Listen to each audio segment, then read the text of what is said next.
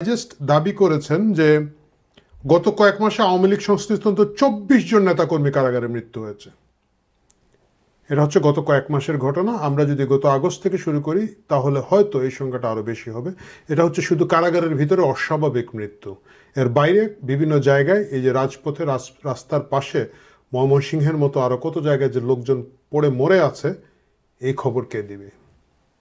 প্রিয় দর্শক, যখন এই ঘটনাগুলো অনেকগুলো ঘটতে থাকে তখন ঘটনাগুলো বিচ্ছিন্ন থাকে না, তখন ভাবনাগুলো মাথায় আসে। এটা কি জাকার্তা মেথড হতে যাচ্ছে? আপনারা অনেকেই জানতে চাইবেন জাকার্তা মেথড কি। জাকার্তা মেথড হচ্ছে